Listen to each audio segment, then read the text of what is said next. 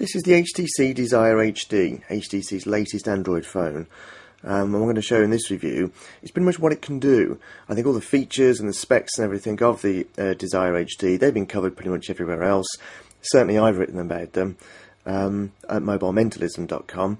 But what I'm going to do here is to show you what it's actually like to use in everyday life. First thing you'll notice is it's quite a nice size screen. Fits in your pocket fine as far as the phone itself is concerned because it's actually very thin. It's also, although it feels very sturdy, it's quite lightweight as well, so there's absolutely no problem using it as a phone. Fits in your hand quite nicely, and the screen itself is great to see. As far as features are concerned, there's a volume control switch there. It can be a bit annoying because you can catch that from time to time. There's the USB slot down below, which also doubles up where you charge the phone. On-off switch, and the 8 megapixel camera with dual LED flash on the back. Now, in terms of using it, there are a couple of things you need to know when using a smartphone that you need to keep in mind. Firstly, has it got all the features of Android and the latest version of Android with the Desire HD? Yes. Secondly, is it fast and responsive? Well, yep, it absolutely is. You've got the familiar HTC Sense user interface using it all the way through, and it's absolutely as fast as you like. There's no problem with it whatsoever. In fact, if I call up the list of seemingly 1,000 apps that I've got installed on this thing, because that's another thing, it's actually got quite a nice amount of storage space inside, and just scroll up and down, then what you'll notice is that it's very, very fluid. Now, it might not be as silky smooth as the very latest Windows Phone 7 user interface. Microsoft seem to have done an excellent job in terms of making their interface very, very smooth, but nonetheless, there's absolutely no problem with it. And indeed, this is one of the great things about the Desire HD. Android, as I'm sure you know, is multitasking, so you can have many different applications running at the same time, either in the background or in the foreground or whatever. And sometimes if you've got a slow phone, switching between one or the other can be absolutely painful, as it takes time to do it.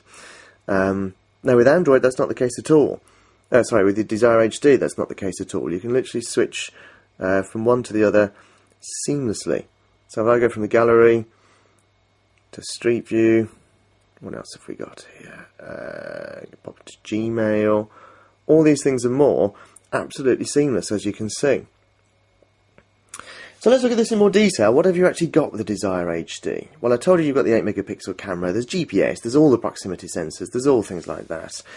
As far as web browsing is concerned, if I pop up Internet Explorer, this takes me, well, my homepage at the moment is HTC's homepage. If I take you to a more interesting homepage, let's see, if I go to mobilementalism.com, which obviously is a homepage that everybody should go to, and you'll see the browser itself is extremely fast and very, very splendid. Now, this is rendering Mobile Mentalism, my website, obviously, where you'll be able to find this review, complete with words as well. Then you can see that it's all rendered, it's all nice and beautiful to lay out. It scrolls up and down extremely smoothly.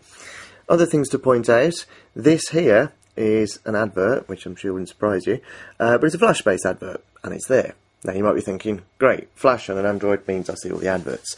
But at least it means that you don't get the hideous little grey box that you get with the iPhone and the iPad. But it also means that if you find a video that's actually embedded in a page, and I've got one here, if I just click on this, then rather than you having to go outside of the web page to see the video, there's the video, then you can actually see that the video is embedded in the web page, much as you'd expect, and indeed hope it to be.